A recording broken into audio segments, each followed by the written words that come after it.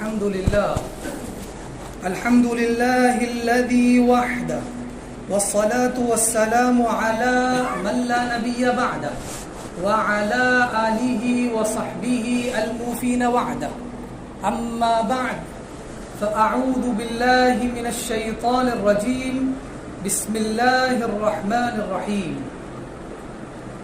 شهر رمضان الذي أنزل فيه القرآن هدى للناس وبينات من الهدى والفرقان صدق الله مولانا العظيم وصدق رسوله النبي الأمين الحنين العطوف الكريم. آئیے کچھ عرض و معروف سے پیشتر بارگاہ بے کس پناہ میں درود پاک کا نذرانہ پیش کریں. پڑھیں باواز بلند اللہم صلی علی سیدنا و مولانا محمد وعلی آل سیدنا ومولانا محمد بارک وسلم صلاة وسلام علیک یا رسول اللہ صلی اللہ تعالی علیہ وسلم. اللہ کا بے پناہ احسان ہے کہ ہم ہفتے کی عید جمعہ کے دن اور مہینوں کی عید ماہ رمضان کے زمانے میں موجود ہے. یہ اللہ کا بے پناہ احسان ہے.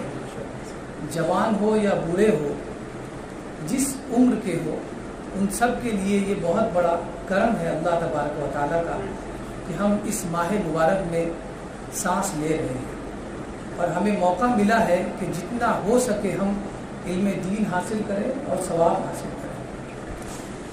آج کے اس خطاب کا موضوع جو میں نے منتخب کیا ہے وہ ہے کہ ماہ رمضان قرآن فہمی کا موسم ہے. ہر مہینہ ایک موسم اپنے ساتھ لاتا ہے. ہر دن، ہر موسم اپنے ساتھ کچھ خاصیتیں رکھتا ہے.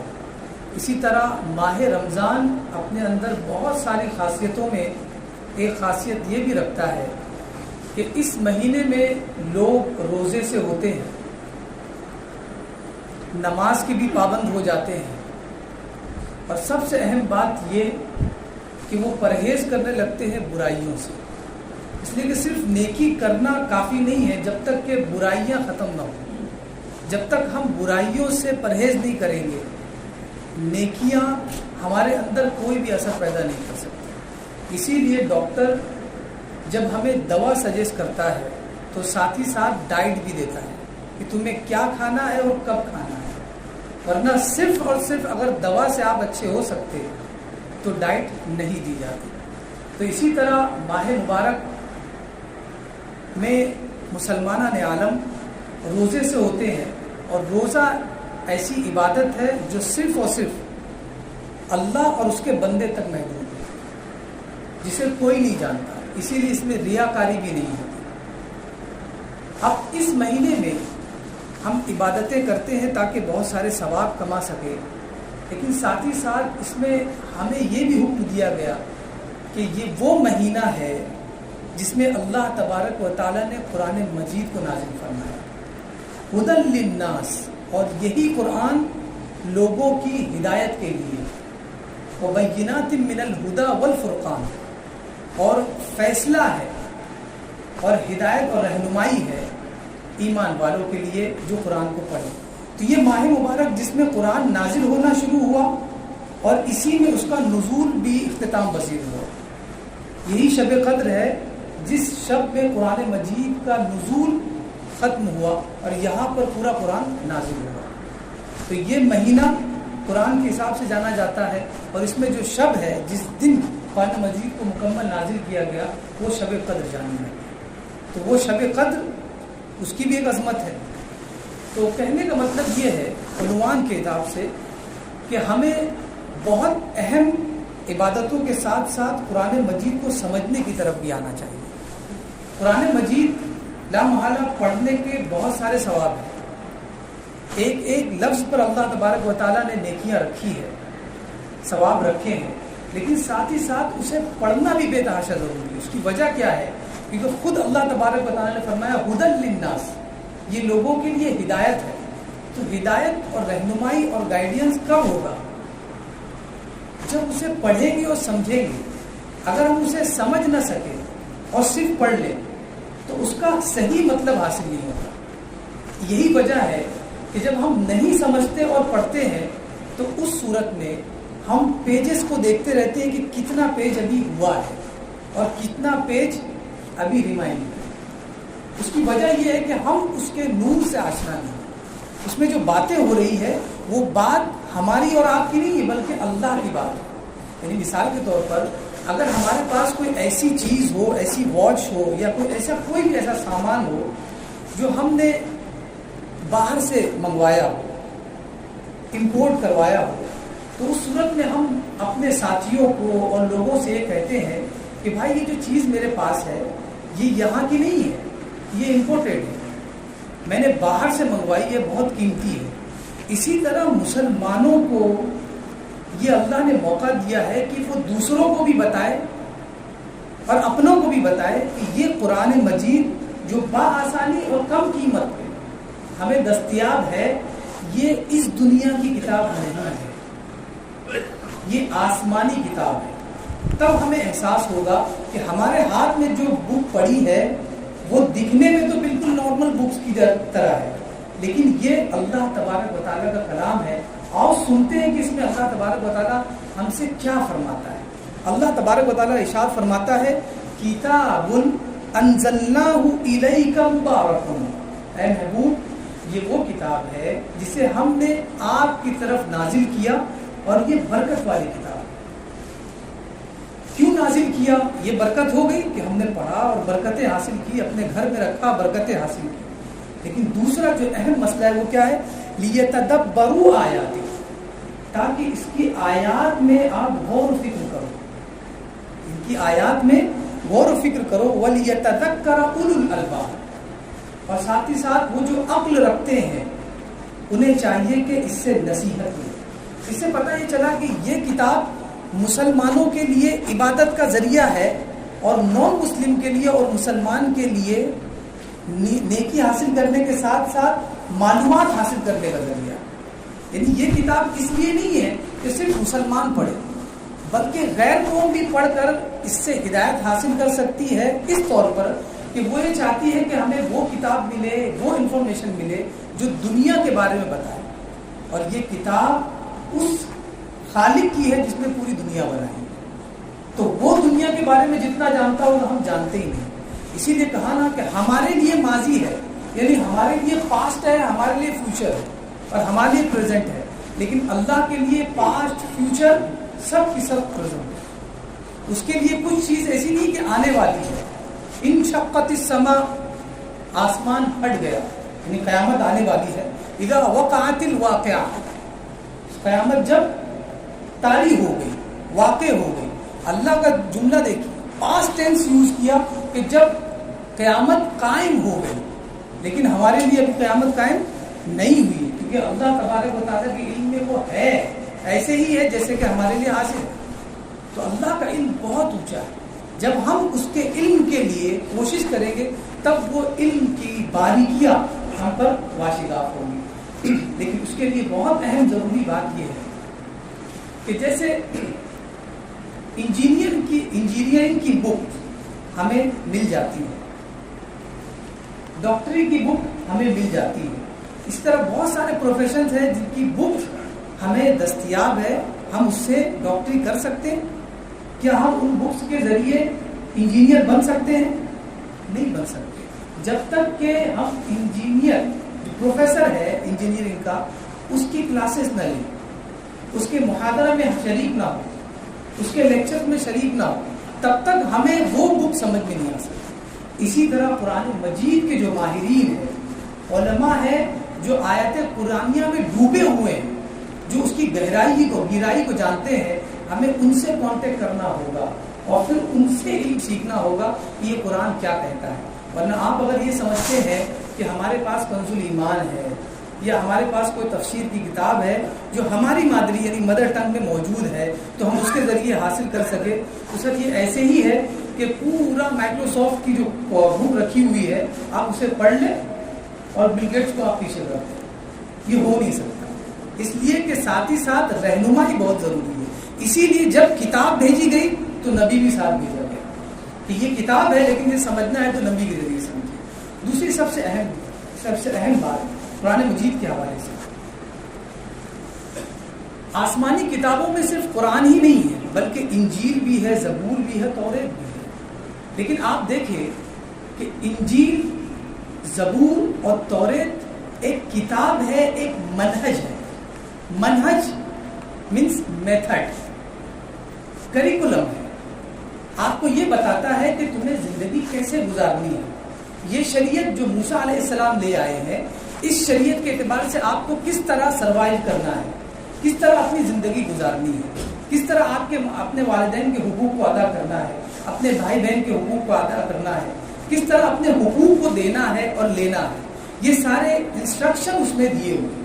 تو یہ جتنی بھی کتاب ہے، چاہے وہ توریت ہو یا زبور ہو یا انجیل ہو، یہ انسٹرکشن کی بک تھی جس کے اندر ہمیں سب کچھ بتایا گیا، میتھڈ بتایا گیا. لیکن قرآن صرف اور صرف میتھڈ نہیں ہے، صرف اور صرف کریکولم نہیں ہے، بلکہ ساتھ ہی ساتھ معجزہ بھی ہے. انجیل کو دیکھ لے کہ انجیل ایک میتھڈ ہے، کانسٹیٹیوشن کی بک ہے، اس میں قوانین ہے. لیکن معجزہ کہاں ہے؟ انجیل اگر کتاب ہے تو معجزہ کہاں ہے؟ احیاء الموتى، وہ مردوں کو جلاتے تھے. حضرت عیسیٰ علیہ السلام مردوں کو جلاتے تھے. وہ ابراء الاکمہ والابرص، اور جو مادرزاد اندھا ہوتا تھا اسے وہ شفا یاب کرتے تھے.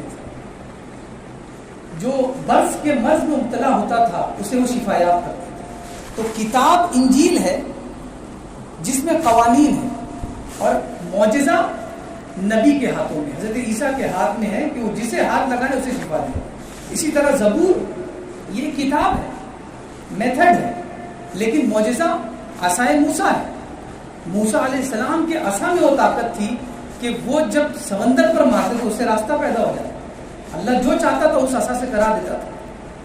تو یہ بتایا گیا کہ یہ جتنی کتابیں ہیں، یہ کتاب الگ تھی جس کے اندر قوانین لکھے گئے تھے اور معجزے انبیاء کے ہاتھوں دیے گئے تھے. لیکن قرآن مجید کتاب بھی ہے، یعنی میتھڈ بھی ہے، اور ساتھ ہی ساتھ معجزہ بھی ہے. ساتھ ہی ساتھ معجزہ بھی ہے. وہ اس لیے کہ اب آپ یہ سوچیں کہ قرآن مجید آخر عربی زبان میں کیوں نازل کیا گیا، جبکہ یہاں قرآن کو ماننے والے، اسلام کو ماننے والے پوری دنیا میں پھیلے. چائنیز کیسے قرآن کو سمجھیں گے، رشین کیسے قرآن کو سمجھیں گے، انڈین کیسے قرآن کو سمجھیں گے. تو اس کے لیے بہت اہم بات جن کو میں زیادہ سنتا ہوں اور پڑھتا ہوں، امام متولی الشعراوی، آپ نے بہت ہی زبردست بات کی. آپ نے کہا کہ قرآن مجید جب نازل ہوا ہے تو یہ صرف کتاب نہیں تھا ہدایت، بلکہ ساتھ ہی ساتھ معجزہ بھی تھا. اور معجزہ کہتے ہی ہے اس بات کو کہ انسان کو عاجز کر دے. آپ جس چیز سے عاجز آ جائے وہی معجزہ ہے. جس چیز سے آپ عاجز آ جائیں، جو آپ کو عاجز کر دے، وہ معجزہ ہے. تو قرآن مجید اس وقت عربوں کے لیے چیلنج تھا، کیونکہ عرب کو اس بات پر گھمنڈ تھا کہ ہماری زبان سے اچھی کوئی زبان ہے ہی نہیں. ہم عرب ہیں، باقی سب عجم ہیں. ہم بولنے والے ہیں، ہمارے منہ میں زبان ہے، باقی سب گونگے ہیں.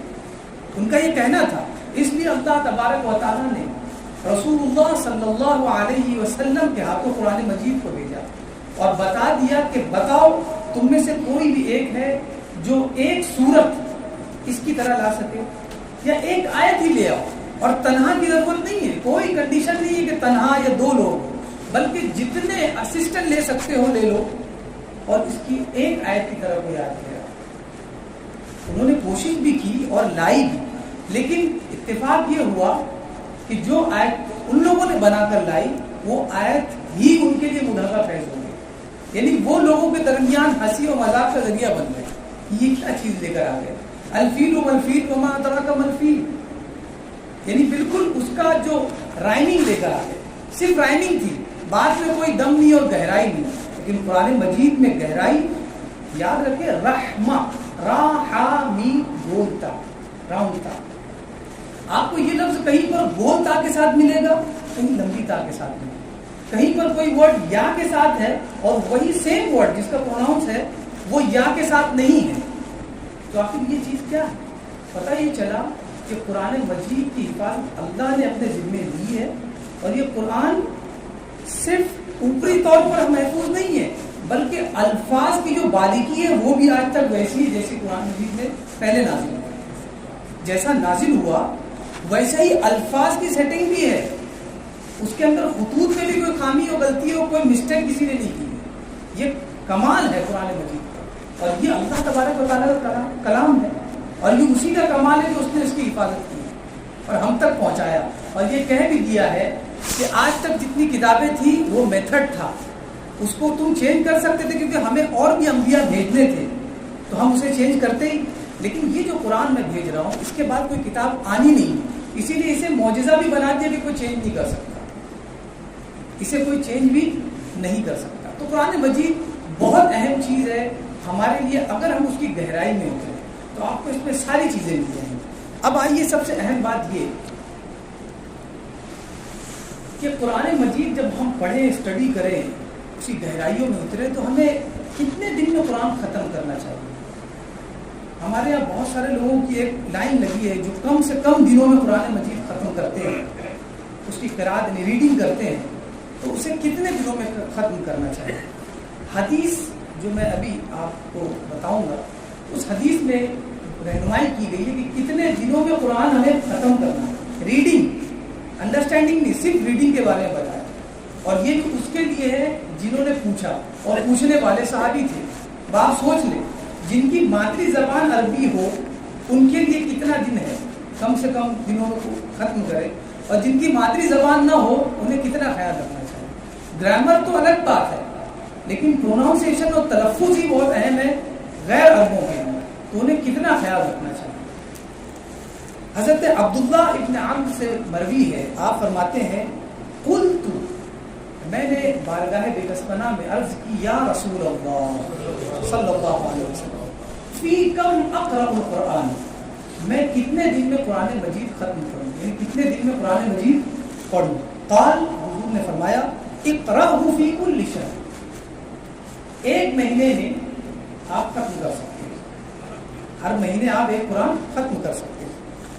قال انی اقوى علی اکثر من ذلک، آپ نے کہا کہ حضور میں اس سے زیادہ طاقت رکھتا ہوں کہ کم دنوں میں اسے ختم کر دوں، یعنی ایک مہینے کی ضرورت نہیں ہے، اس سے کم ٹائم میں بھی میں ختم کر سکتا ہوں۔ حضور نے فرمایا اقرأہ فی 25، ٹھیک ہے اسے 25 دنوں میں ختم کر قرآن مجید۔ پھر آپ نے کہا انی اقوى علی اکثر من ذلک، میں اس سے زیادہ کی طاقت رکھتا ہوں، تب آپ نے فرمایا اقرأہ فی 20، اسے 20 دنوں میں ختم کرو۔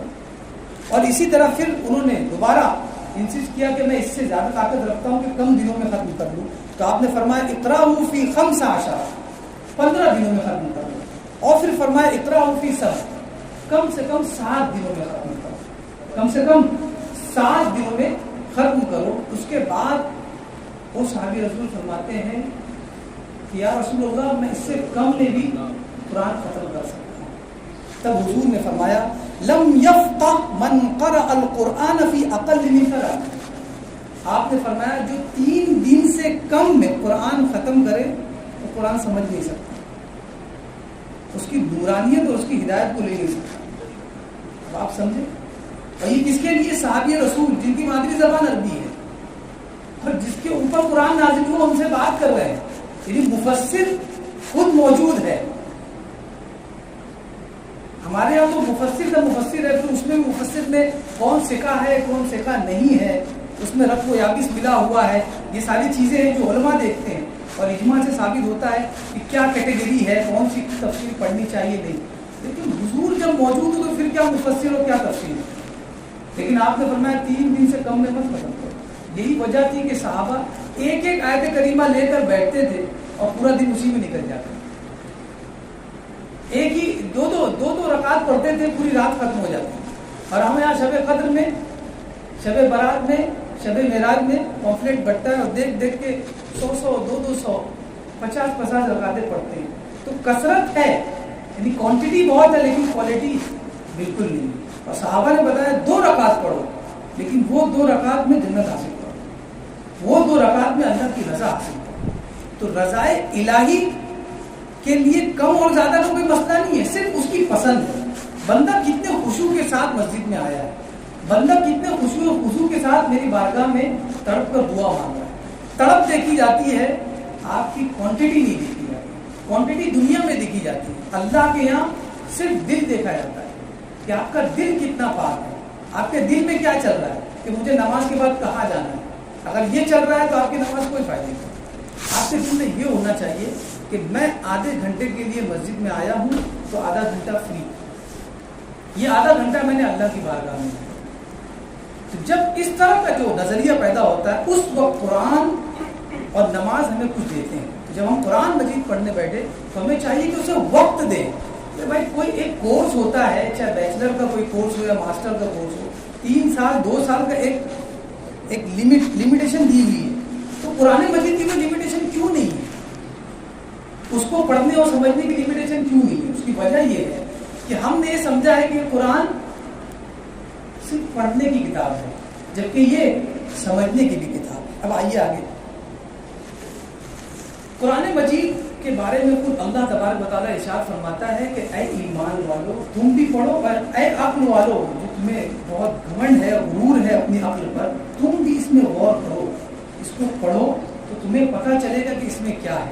اب آپ سوچیں, کوئی اگر یہ کہے, آپ ویسٹ میں جائیں گے تو پتہ چلے گا قرآن کے اوپر کتنے سوالات لوگوں نے کھڑے کیے, اور بڑے بڑے علماء بیٹھے ہوئے جو اس کے جواب دینے کے لیے بیٹھے. ہم تو یہاں پر صرف تجوید میں ہی حیران ہیں کہ تلفظ صحیح ہو جائے تو پار ہو جائے گی نہیں. آپ کتنا اچھی آواز میں قرآن پڑھا اور کتنا اچھا تلفظ ہے, اور وہاں یہ بحث چلی ہے کہ اس میں یہ کیوں نہیں, اس میں یہ کیوں ہے, وہاں یہ بحث چلی ہے.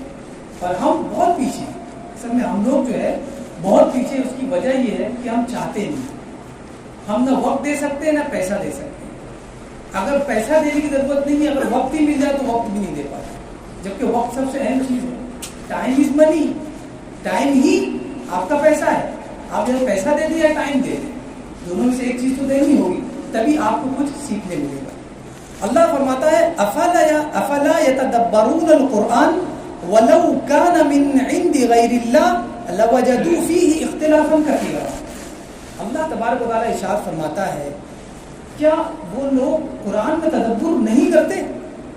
ولو كان من عند غیر اللہ, کہ اگر یہ قرآن اللہ کے علاوہ کسی اور جانب سے آتا ہے, یعنی اللہ کا کلام نہ ہوتا, لوجدوا فیہ اختلافا کثیرا, تو اس میں انہیں بہت سارے اختلاف ملتے ہیں.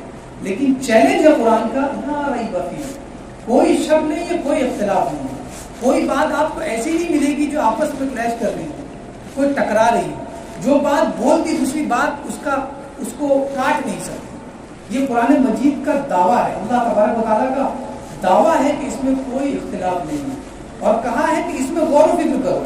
اب آپ سوچیں, جب کوئی آتھر کوئی بک لکھتا ہے تو یہ سوچتا ہے کہ کم سے کم لوگ اس کو, یا جو میرا کم سے کم دشمن نہ پڑے, ورنہ اس میں بہت خامیاں نکالے گا, تنقید کرے گا.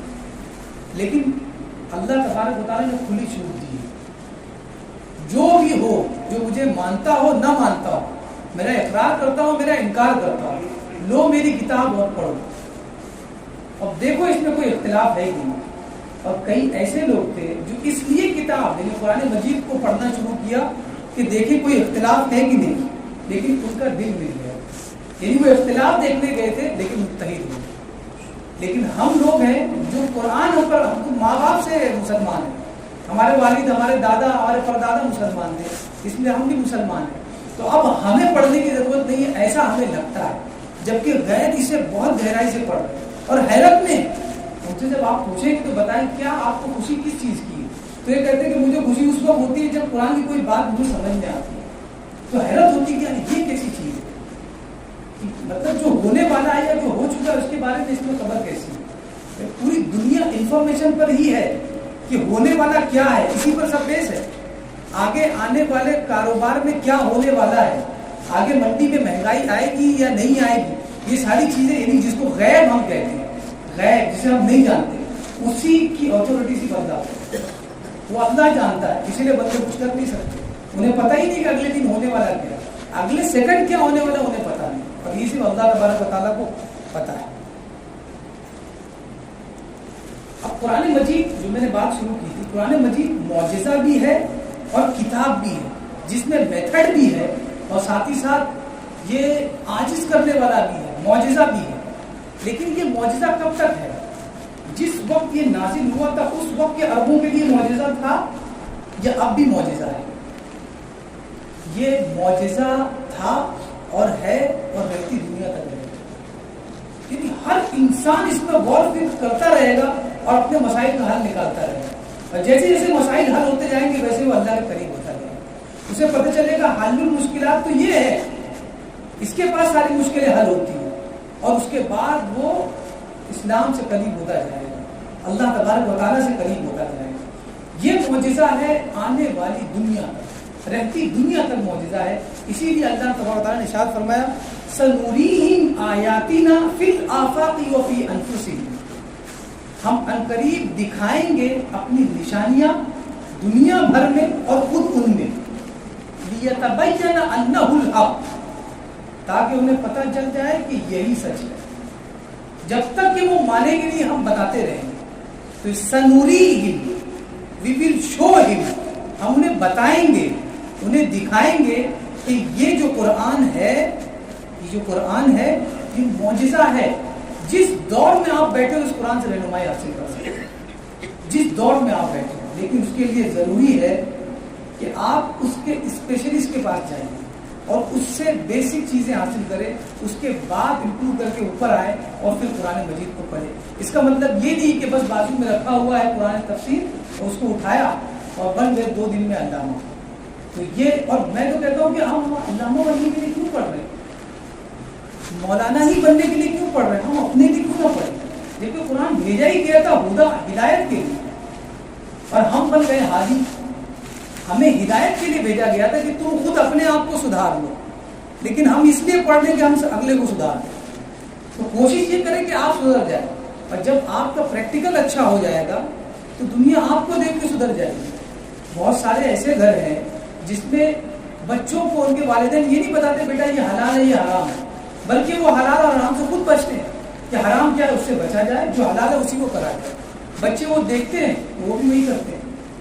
تو جب والدین اپنے آپ کو حلال اور حرام کے فرق سکھائیں گے اور اس پر عمل پیرا ہوں گے تو انہیں پھر اپنی اولاد کو سکھانا کیا ہے، انہیں تو خود پتا ہے کہ ہمیں کرنا کیا ہے جو ابا کر رہے ہیں۔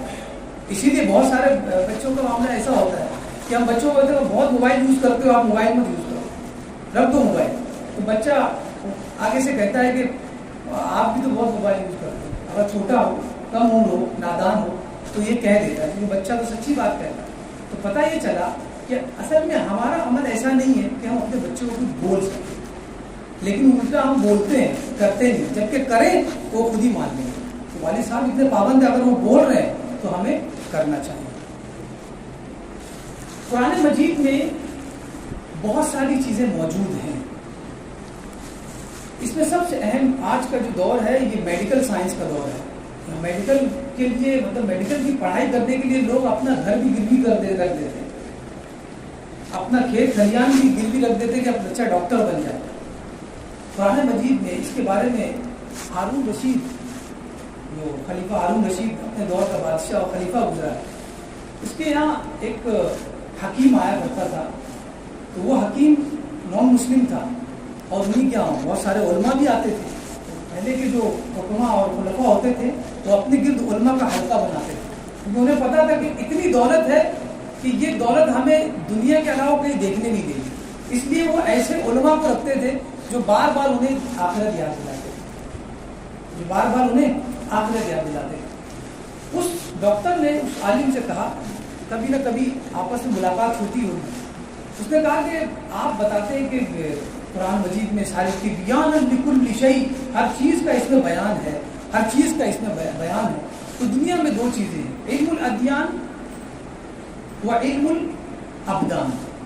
ایک تو دین کا بیان ہے، دین کا علم ہے، اور ساتھ دوسرا جسم کا علم، کہ آپ کے جسم میں کیا بیماریاں ہیں، کیا ڈیزیز ہے، اس کو کس طرح ڈسکور کیا جائے، اس کا علاج کیا جائے۔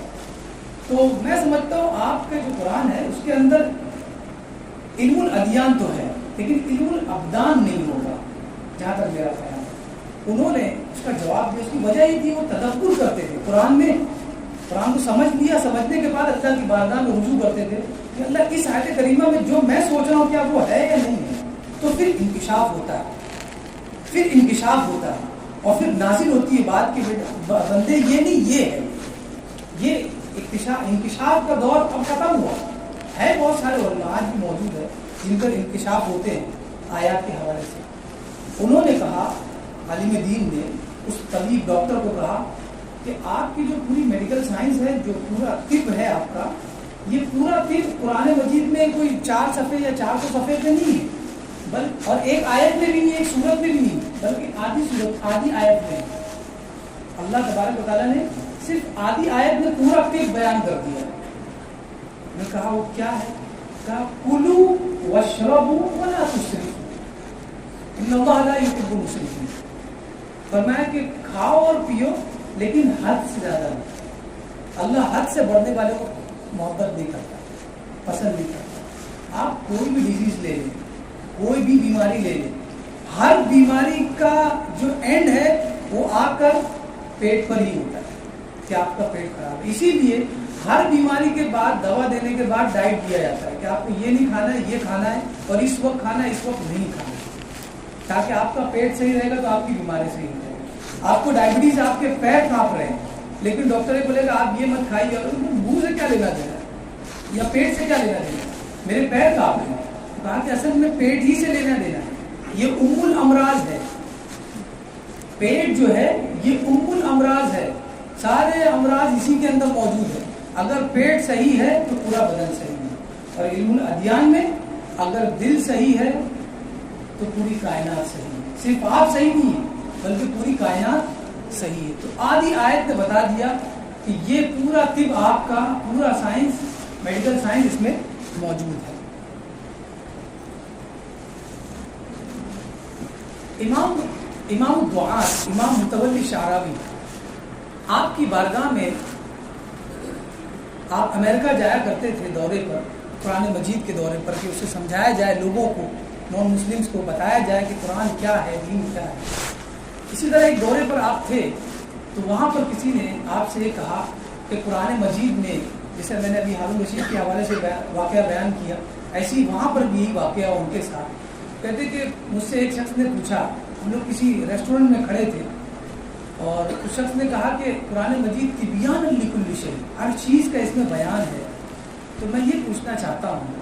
اور اس نے بطور مذاق پوچھا کہ ان کو کہاں بتا پائیں گے، ان کو کہاں اتنی گہرائی گہرائی پتہ ہوگی۔ اس نے کہا کہ سر مجھے صرف اتنا بتائیے کہ یہ ریسٹورنٹ کے کچن میں جو آٹا رکھا ہوا ہے، یہ آٹا ہے جو 2 کلو 3 کلو جتنا آٹا ہے، یہ آٹا کتنے لوگ کو ہو جائے گا، یعنی کتنے لوگ اس آٹے میں روٹی کھا سکتے ہیں، کتنے لوگوں کا پیٹ بھر جائے گا۔ تو آپ نے وہاں پر جو نان بھائی تھا، خباز تھا، اس کو بلایا اور اس سے پوچھا کہ یہ آٹا کتنے لوگوں کو پھول جائے گا، یعنی کتنے لوگ اس آٹے میں کھا سکتے ہیں روٹی بنا۔ اس نے کہا سر یہ 2 کلو آٹا ہے، اس میں 20 لوگ یا 30 لوگ کھا سکتے ہیں۔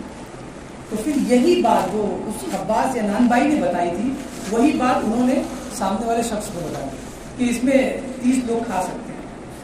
تو انہوں نے کہا کہ سر میں نے آپ سے یہ پوچھا تھا کہ یہ آٹے میں کتنے لوگ کھا سکتے ہیں، یہ قرآن کے تھرو بتائیے آپ، قرآن میں۔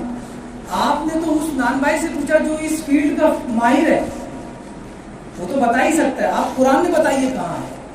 انہوں نے کہا میں نے قرآن ہی کے ذریعے رہنمائی حاصل کی اور پھر آپ کو بتایا۔ میں نے تو دیکھا کہ آپ نے نان بھائی سے پوچھا، تب آپ نے قرآن مجید کی آیت کریمہ تلاوت کی اور فرمایا فَاسْأَلُوا أَهْلَ الذِّكْرِ إِن كُنتُمْ لَا تَعْلَمُونَ، جاننے والوں سے پوچھ لو اگر تم نہیں جانتے ہو۔ قرآن مجید کا اتنا بڑا فارمولا ہے، جو نہیں پتا ہے بازو والے سے پوچھ لو، آپ کو جو نہیں معلوم ہے آپ پوچھ لو۔ آج یہ اس دنیا میں بہت سارے لوگ جو پیچھے رہ گئے، اس کی وجہ ہے کہ وہ پوچھتے نہیں ہیں۔ کوئی چیز پوچھنی ہوتی ہے تو وہ ڈر کر یا شرما کر پوچھ نہیں پاتے، جس کی وجہ سے وہ پیچھے رہ جاتے ہیں اور ان سے وہ علم رہ جاتا ہے۔ اسی لیے پوچھیے، علماء کی بارگاہ میں آئیے، ان سے پوچھیے، معلومات لیجیے۔ جس طرح ہم انجینئرنگ پڑھتے ہیں تو انجینئرنگ کے پروفیسر سے پوچھتے ہیں، اسی طرح علماء سے پوچھیں کہ یہ بات کیا ہے۔ لیکن ہمارے یہاں پوچھنے کا جو کرائٹیریا ہے وہ اس طرح ہے کہ ہم پوچھتے ہیں اس لیے کہ پتہ لگائیں کہ مولانا کو معلوم ہے کہ نہیں۔ یہ تو آپ کی تعمیر نہیں ہوئی، آپ کی تنقید ہوئی, آپ کو یہ اس لیے پوچھنا تھا کہ آپ کے علم میں اضافہ ہو. اسی لیے میں کہتا ہوں پوچھنے والے دو طرح کے, ایک وہ ہے جو آپ سے پوچھتا ہے اور جب آپ یہ کہتے ہو کہ یہ ہے تو مان لیتا ہے, اگر آپ کہتے ہو نہیں پتا ہے تو وہ چلا جاتا ہے. لیکن دوسرا ایک شخص ہوتا ہے جب اسے آپ یہ کہتے ہو کہ مجھے یہ پتہ نہیں ہے, تو اسے جو طلب ہوتی ہے تو کیا کہتا ہے, آپ کو نہیں پتا ہے تو آپ کسی سے معلوم کر کے بتاؤ, آپ اپنے اوپر جو کوئی ہوگا اس سے معلوم کر کے مجھے بتائیں. اس لیے کہ مجھے یہ جاننا ہے, مجھے یہ نہیں جاننا کہ آپ کو یہ آپ یہ جانتے ہیں کہ نہیں جانتے, مجھے یہ جاننا ہے کہ یہ کیا ہے, اس میں کیا علم ہے, اس میں کیا نالج ہے. یہ بہت اہم چیز ہے کہ آپ جب کسی سے پوچھیں تو آپ کو بتا دے گا. تو قرآن مجید میں یہ قاعدہ بتایا گیا کہ جو نہیں جانتے وہ پوچھ لو. اب آٹا اور روٹی کے بارے میں تو قرآن میں دیکھو گے ایک ہی قاعدہ ہے, پوچھ لو. جب آپ پوچھ لو گے آپ کو نالج ہو جائے. اب سب سے اہم بات, قرآن مجید ہم کتنا پڑھتے ہیں اور اپنے بچوں کو کتنا پڑھتے ہیں. اپنے بچوں کو قرآن مجید کی تعلیم دیں, صرف تلاوت تک اور تجوید تک نہ رکھیں بلکہ اس کے ساتھ ساتھ اس کی تعلیم بھی دیں. انہیں بتائیں کہ قرآن مجید سے ہم کس طرح اپنی زندگی کو سدھار سکتے ہیں. بیسک چیز تو ہم جان ہی سکتے ہیں, اپنے بچوں کو سکھا سکتے ہیں, تاکہ جب کوئی اس کے سامنے رول ماڈل رکھنا ہو تو ہم یہ نہ کہیں کہ دیکھو میں تھا, ہو سکتا ہے کہ میں آگے جا کے بگڑ جاؤں, لیکن رول ماڈل قرآن اگر ہو تو قرآن لا تبدیل لکلمات, اللہ کی کلمات بدل نہیں سکتے. تو بچہ بھی یہ کہے گا کہ قرآن کی بات تو ماننا ہی پڑے گا. تو رول ماڈل اس کے سامنے قرآن رکھے, ہر بات پر آیت کریمہ دے, اٹھنے بیٹھنے چلنے پھرنے کے لیے, تب اسے پتہ چلے گا کہ میرا رول ماڈل قرآن ہے, اس کے بغیر میں جی نہیں سکتا. ایک اہم بات, حضرت عمر رضی اللہ تعالیٰ عنہ کی بارگاہ میں ایک شخص آیا اور اس نے کہا کہ اے خلیفۃ الرسول صلی اللہ علیہ وسلم, یہ میرا بچہ ہے اور یہ میری بڑی نافرمانی کرتا ہے, میری باتیں سنتا نہیں, میری بہت نافرمانی کرتا ہے. تب حضرت عمر نے اس بچے کو بلوایا کہ بچے کو بھیجو, اور جب بچہ ان کے سامنے آیا تو آپ نے کہا کہ تم اپنے بچے اپنے باپ کی نافرمانی کرتے ہو, ان کی باتوں کو سنتے نہیں ہو, اس پر عمل درآمد نہیں کرتے ہو. تو اس بچے نے کہا کہ حضرت میں ایک ہی چیز پوچھنا چاہتا ہوں, کیا بچے کے حقوق بھی والد کے اوپر ہے؟ والدین کے حقوق بچوں پر ہے, یہ ہم نے بہت سنا ہے. اس بچے نے سوال کیا کہ اے خلیفۃ الرسول, کیا بچوں کے بھی کچھ حقوق ہیں جو والدین پر ہیں؟ تو آپ نے فرمایا کہ ہاں بالکل ہے, 3 حقوق ہے, بعض حدیث میں 4 ہیں, 3 حقوق ہیں. سب سے پہلا حق بتایا ان ینتقی امہ, سب سے پہلا حق بتایا کہ باپ کا یہ حق بنتا ہے کہ شادی اگر کرے یعنی اپنے بچے کے لیے نیک سیرت ماں ڈھونڈے. یعنی جب وہ شادی کر رہا ہو تو اپنے لیے کوالٹی نہ ڈھونڈے, اپنے لیے اچھائی نہ ڈھونڈے, بلکہ اس لیے ڈھونڈے کہ میرے بچے کو یہ عورت کیسے پالے گی, یہ لڑکی کیسے پالے گی. اپنے بچے کے لیے اچھی ماں ڈھونڈے, پہلی ذمہ داری, پہلا حق ہے باپ کا اپنے بچوں کا. دوسرا وَيُحْسِنَ اسما, اور اس کا اچھا نام رکھے, ایسا نام رکھے کہ جب وہ خود سنے, یعنی کوئی اگر وہ برا کام کرے تو دیکھنے والا یہ کہے کہ تمہارا نام عمر ہے, تم ایسا کام کر رہے, اس طرح کا نام رکھا. وَيُعَلِّمَهُ الْكِتَابَ, اور اسے کتاب کا علم دے, قرآن سکھائے, اس کی تعلیم دے. اس بچے نے کہا کہ اے خلیفۃ الرسول, امی مجوسیہ, میری ماں آنکھ کی پجاری ہے, جسے ہم فارسی کہتے ہیں مجوسی ہے. اسمی جعران, میرا نام جعران ہے, ایک کیڑے کا نام ہے, کیڑے کو جعران کہتے ہیں. میرا نام جعران میرے والد نے رکھا ہے, اتنا پیارا نام ڈھونڈ کے رکھا ہے. لم يعلمنی حرفا من القرآن, اور قرآن کا ایک حرف آج تک نہیں سکھایا. تب حضرت عمر نے اس کے والد کو بلایا اور کہا عاقبتہ قبل ان يعاقبک, وہ تمہاری نافرمانی کرتا اس سے پہلے تم نے اس کی نافرمانی کرنا. تو اس کا بھی تو فرمان تھا, اس کے بھی حقوق تھے جو تمہیں ادا کرنے تھے, تم نے اس کے حقوق کو نہیں ادا کیا, لہٰذا وہ بھی تمہارا حق ادا نہیں کرا. تو پہل ہمیں کرنی چاہیے کہ ہم کس طرح پہل کریں. بزرگوں نے کہا ہے علموا اولادکم القرآن والقرآن سیعلمہم کل شیء, اپنے بچوں کو قرآن سکھائے, پھر قرآن بچوں کو سب کچھ سکھائے گا. بہت اہم بات. اور یاد رکھیں ہمارے دلوں پر جو غبار پڑ رہا ہے وہ غبار اتنا ہی پڑے گا جتنا ہمارے گھر میں پڑے ہوئے قرآن پر پڑ رہا ہے. جتنا غبار ہمارے گھر میں پڑے ہوئے قرآن پر پڑ رہا ہے اتنا ہی غبار ہمارے دل پر پڑے گا. اور یاد رکھیں قرآن پڑھنا شروع کرے تو 2 مہینے 3 مہینے بعد یہ نہ سوچے کہ کیوں ابھی اسرار واشگات نہیں ہو رہے, کیوں راز بتا نہیں رہے, کیوں ہمیں وہ نورانیت نہیں مل رہی. یاد رکھیں ہم جب کسی دوست کے ساتھ بیٹھتے ہیں تو پہلے ہی دن میں پہلی ہی بیٹھک میں نئے دوست کے ساتھ وہ سارے راز بتا دیتا ہے یا ہم اسے اپنے سارے راز بتا دیتے ہیں. ایک زمانہ لگتا ہے, صحبت لمبی ہوتی ہے, محبت پختہ ہوتی ہے, تب جا کے راز و نیاز کی باتیں ہوتی ہیں. یہی حال ہمارا قرآن کے ساتھ ہونا چاہیے. جتنی صحبت لمبی ہوگی, جتنا دیر لے کر اسے بیٹھیں گے, جتنا دیر اسے پڑھیں گے, اتنی ہی دیر قرآن مجید ہمیں اپنے نور سے روشن کرتا رہے گا. اللہ تبارک و تعالیٰ کی بارگاہ میں دعا ہے کہ ہمیں کہنے سننے سے زیادہ اس پر عمل کی توفیق عطا فرمائے.